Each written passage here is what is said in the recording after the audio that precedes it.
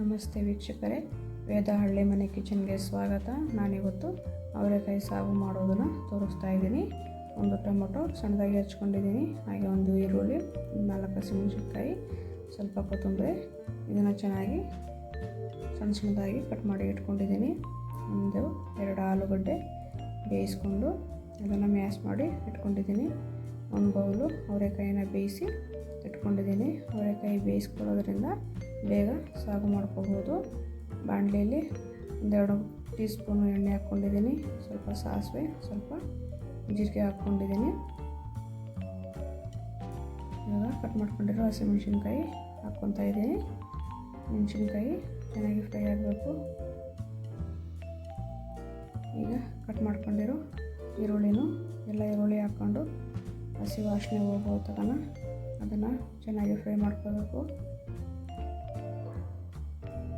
ಈ ಸಾಗು ತುಂಬ ಚೆನ್ನಾಗಿರುತ್ತೆ ದೋಸೆಗೆ, ಹಾಗೆ ಚಪಾತಿಗೂ, ಪೂರಿಗೂ.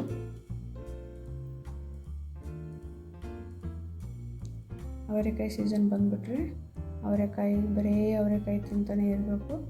ಅದರಲ್ಲಿ ನಾನಾ ಥರದ ಅಡುಗೆನೂ ಸಹ ಮಾಡ್ಕೊತೀವಿ. ನಾನು ಸಾಗು ಮಾಡೋದನ್ನು ತೋರಿಸ್ತಾ ಇದ್ದೀನಿ.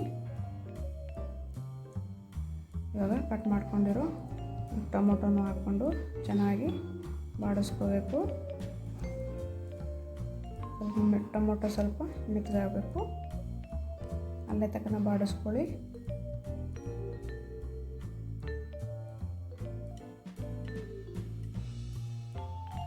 ಇವಾಗ ಬೇಯಿಸ್ಕೊಂಡಿರೋ ಅವರೆಕಾಯಿನ ಹಾಕ್ಕೊಂಡು ಚೆನ್ನಾಗಿ ಮಿಕ್ಸ್ ಮಾಡಿಕೊಂಡು ಬಾಡಿಸ್ಕೋಬೇಕು. ಅದನ್ನು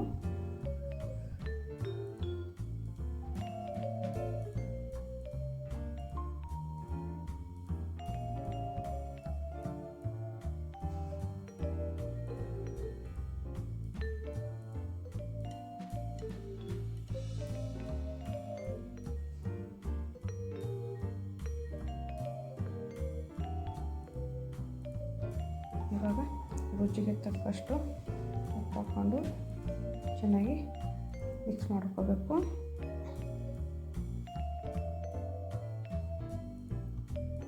ಈಗ ಒಂದು ಅರ್ಧ ಗ್ಲಾಸು ನೀರು ಹಾಕ್ಕೊಂಡಿದ್ದೀನಿ. ಅಂದರೆ ಸಣ್ಣ ಗ್ಲಾಸು ಟೀ ಕುಡಿತೀವಲ್ಲ, ಆ ಗ್ಲಾಸಿಂದ ಅರ್ಧ ಗ್ಲಾಸು ಸ್ವಲ್ಪ ನೀರು ಹಾಕ್ಕೊಂಡಿದ್ದೀನಿ. ಹಾಕ್ಕೊಂಡು ಚೆನ್ನಾಗಿ ಮಿಕ್ಸ್ ಮಾಡ್ಕೊಳ್ಬೇಕು.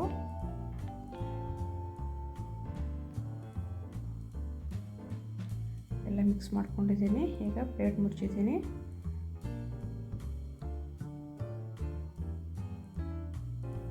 ನೋಡಿ,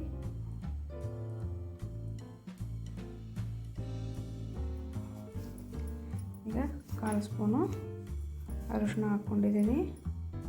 ಹಾಗೆ 1 ಸ್ಪೂನು ಗರಂ ಮಸಾಲ ಹಾಕ್ಕೊಂಡಿದ್ದೀನಿ. ಗರಂ ಮಸಾಲ ನಾನು ಮನೆಯಲ್ಲಿ ಮಾಡ್ಕೊಂಡಿರೋದು. ನಾನು ಅಡುಗೆಯಲ್ಲಿ ಯಾವುದೇ ಅಡುಗೆಗೂ ಗರಂ ಮಸಾಲ ಹಾಕಿದ್ರೆ ಅದು ನಾನು ಮನೆಯಲ್ಲೇ ಮಾಡ್ಕೊಂಡಿರೋದು ಗರಂ ಮಸಾಲ. ಈ ಥರ ಚೆನ್ನಾಗಿ ಮಿಕ್ಸ್ ಮಾಡ್ಕೋಬೇಕು. ಗ್ಯಾಸು ಲೋ ಫ್ಲೇಮಲ್ಲೇ ಇರಬೇಕು.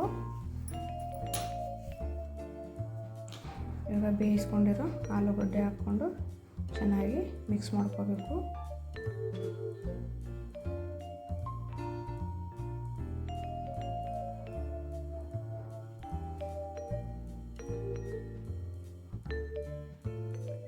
ಎಲ್ಲ ಚೆನ್ನಾಗಿ ಮಿಕ್ಸ್ ಮಾಡ್ಕೊಂಡಿದ್ದೀನಿ.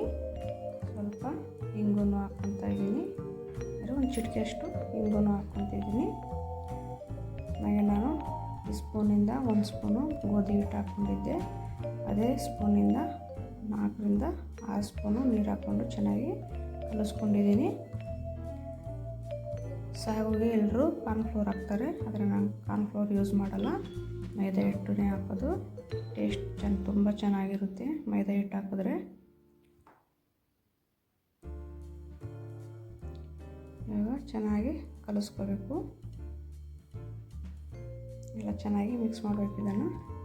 ಹಾಗೆ ಅದೇ ಗ್ಲಾಸಲ್ಲಿ ಸ್ವಲ್ಪ ಅರ್ಧ ಗ್ಲಾಸು ನೀರು ಹಾಕ್ಕೊಂಡು ಚೆನ್ನಾಗಿ ಮಿಕ್ಸ್ ಮಾಡ್ಕೋಬೇಕು.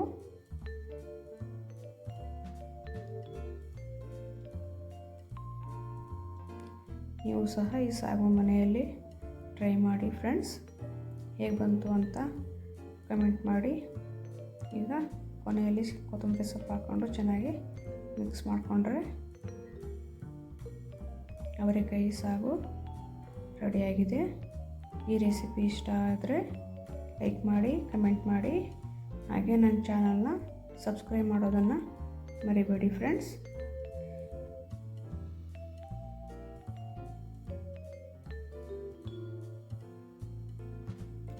ಈಗ ಗ್ಯಾಸ್ ಆಫ್ ಮಾಡಿದ್ದೀನಿ.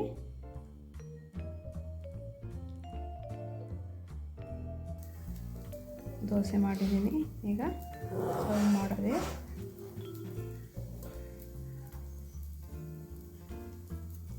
ನೀವು ಮನೆಯಲ್ಲಿ